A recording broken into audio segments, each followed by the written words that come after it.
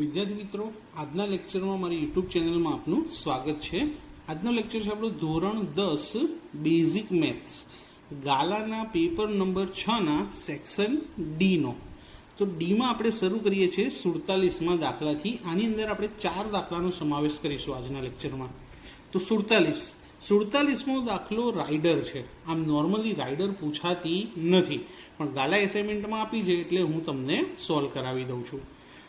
ત્રિકોણ એબીસીના વેધ એડી અને સીઈ એકબીજાને પી બિંદુમાં છેદે છે. તો આના પરથી આકૃતિ બની જાય કે ત્રિકોણ એબીસી જેના બે વેધ છે એડી અને સીઈ, અને બંને વેધ કયા બિંદુએ છેદે છે? પી બિંદુએ. સાબિત શું કરવાનું છે? પ્રથમ કે ત્રિકોણ એઈપી એટલે આટલો ત્રિકોણ સમરૂપ ત્રિકોણ સીડીપી આ બે ત્રિકોણ એકબીજાને સમરૂપ છે, આપણે એવું સાબિત કરવાનું છે. તો સૌથી પહેલા સાબિતી માટે આપણે શું કરીશું કે ત્રિકોણ એઈપી અને ત્રિકોણ સીડીપી નો ઉપયોગ કરીશું. કે ત્રિકોણ એઈપી અને ત્રિકોણ બીજો કયો છે? સીડીપી માં. હવે આ બે ત્રિકોણની અંદર ખૂણાઓ સરખાઈએ. તો પહેલા ત્રિકોણમાં એઈપી, હવે ઈની એક બાજુ 90 તો બીજી બાજુ પણ 90 જ હોય. ખૂણો એઈપી બરાબર. આ ત્રિકોણની અંદર આપણે જોઈએ બીજા ત્રિકોણમાં. તો બીજા ત્રિકોણમાં જોઈએ તો ખૂણો સીડીપી, હવે ઈ પાસે પણ 90 અને ડી પાસે પણ 90, એટલે આ બંને ખૂણા કેવા છે? કાટખૂણા, એટલે કે બંનેનું માપ સરખું છે. હવે બે ત્રિકોણમાં એક એક ખૂણા તો સરખા મળી ગયા, ઈ અને ડી. ત્યારબાદ બીજો એક ખૂણો લઈએ, ખૂણો ઈપીએ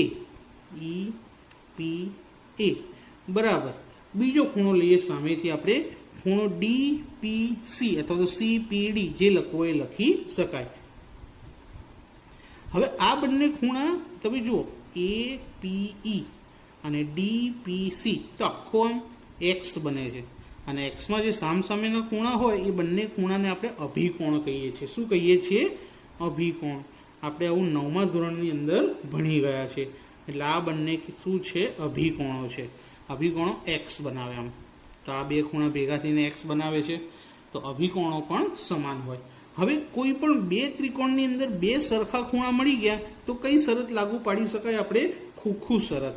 તો માટે ખોખું શરત મુજબ પહેલો કયો ત્રિકોણ છે?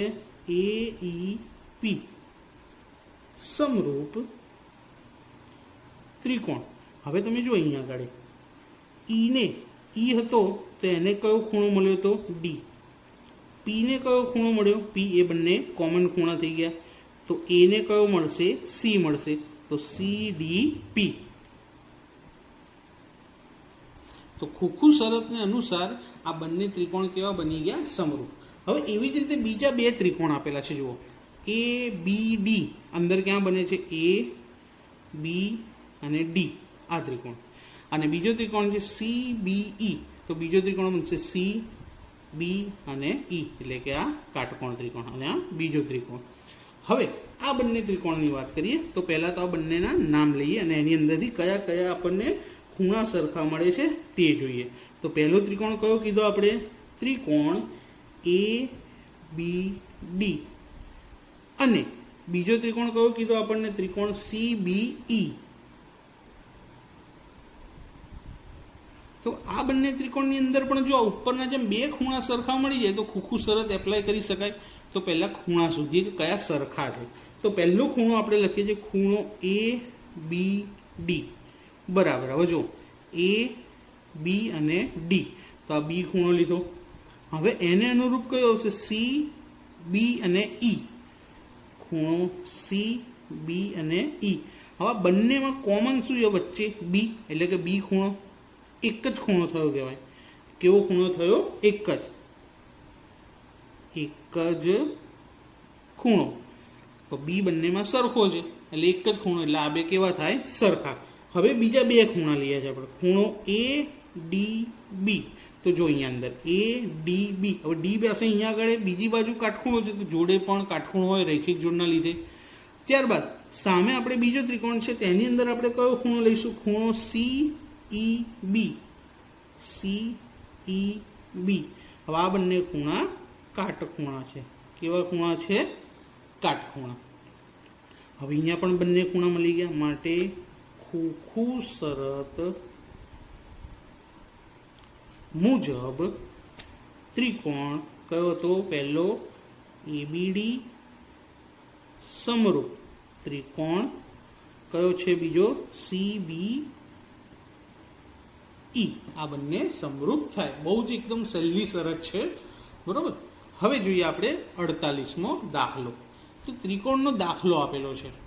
હવે દાખલામાં શું કીધું છે કે ત્રિકોણ એબીસીમાં એડી સમાંતર બીસી. તો જો અહીંયા ત્રિકોણ દોરી દીધો છે, નામ નથી આલે, નામ આપી દઈએ એ બી અને સી.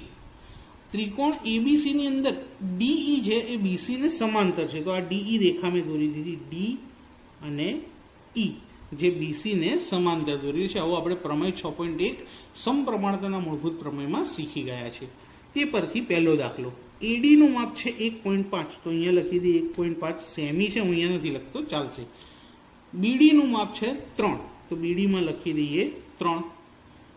એઈ નું માપ છે 1, તો ઈસી નું માપ આપણે શું કરવાનું છે? શોધવાનું છે.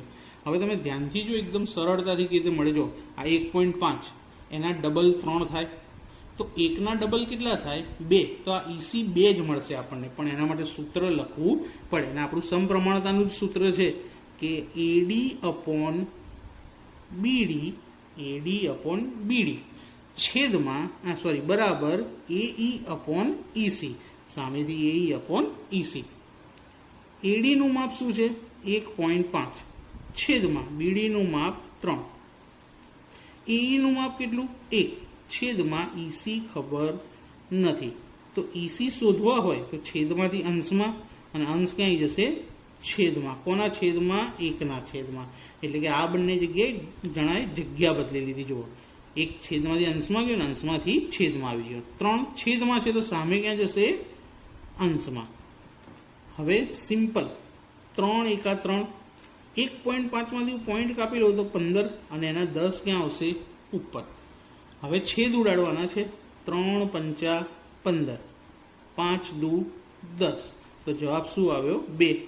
તો માટે ઈસી બરાબર કેટલા મળી ગયા આપણને? 2 મળી ગયા. મેં કીધું તું પહેલા જ. તો ઈસી કેટલા મળી ગયા? 2. હવે માપ આપણને શેમાં આપેલા હતા? સેન્ટીમીટરમાં. એટલે જોડે શું લખી દઈએ આપણે? સેન્ટીમીટર. હવે બીજો દાખલો પણ આવો જ આપેલો છે કે જો એઈ બરાબર 1.8, અહીંયા પણ નામ આપી દઈએ એ બી અને સી, અને ડી અને ઈ.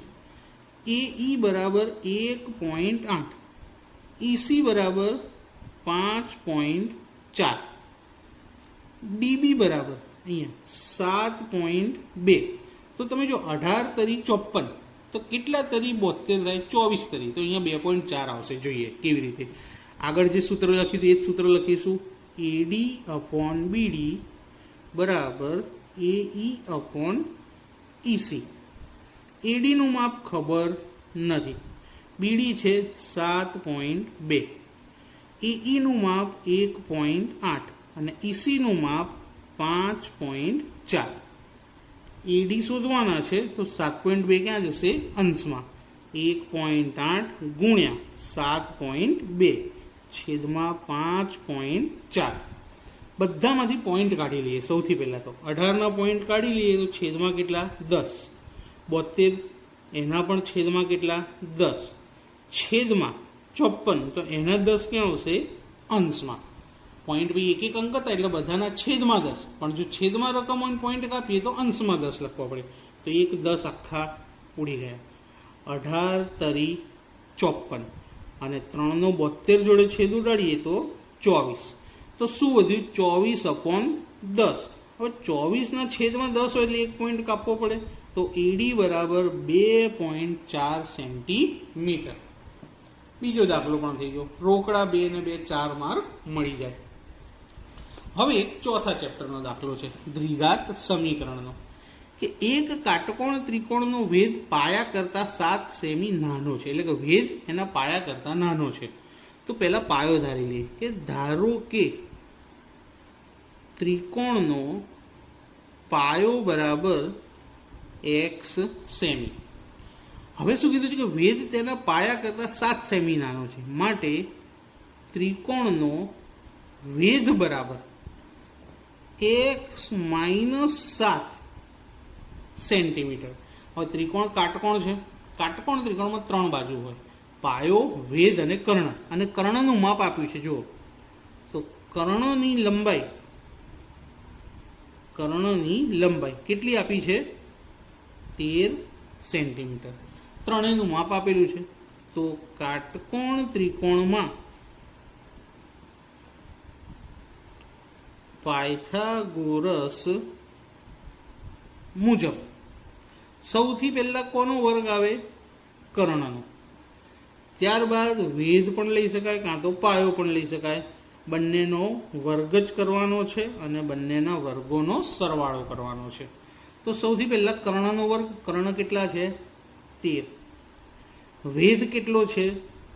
x - 7. અને પાયો શું છે? x. હવે 13નો વર્ગ 169. 13 × 13 169. x - 7નો વર્ગ છે તેનું વિસ્તરણ કરવું પડશે. જો x² નિશાની માઇનસ, હવે મધ્યમ પદ 7 દુ 14x, અંતિમ પદ હંમેશા પ્લસ. 7નો વર્ગ કેટલો થાય? 49. તો 2 ના 3 પદ થઈ ગયા, એ વિસ્તરણ થયું. Plus x². હવે x² + x² 2x² minus 14x plus 49. આ 169 સામે જશે તો કેવા થઈ જશે? માઇનસ બરાબર 0. તો 2x² માઇનસ 14x 49 અને માઇનસ 169 બાદ બાકી કરીએ. મોટી સંખ્યા માઇનસ. 9 માંથી 9 0, 6 માંથી 4 2, 1 માંથી 1 ના 1 બરાબર 0. હવે સમીકરણને 2 વડે ભાગવા પડશે, કારણ કે બધા બેકી આંકડા આવેલા છે. સમીકરણને 2 વડે ભાગતા, 2 વડે ભાગીએ તો 2 જતા રહે, 14 ને 2 વડે ભાગીએ તો 7 આવશે, 120 ને 2 વડે ભાગીએ તો એના અડધા થાય 60. હવે અવયવ પાડીએ. કોના? 60ના. કેવા છે? માઇનસ. તો 60ના 2 અવયવ, કે બાદબાકી એની 7 આવવી જોઈએ. તો જો 12 × 50. મધ્યમ પદ કેવું? માઇનસ. અને માઇનસ માઇનસ પ્લસ. ચલો x² પ્રથમ પદ એમનું એમ, મધ્યમના 2 ભાગ, -12x અને પ્લસ 5x. અંતિમ પદ -60 જેમ છે એમનું એમ. પહેલા બેમાંથી કોમન શું દેખાય છે? એકલો x જ.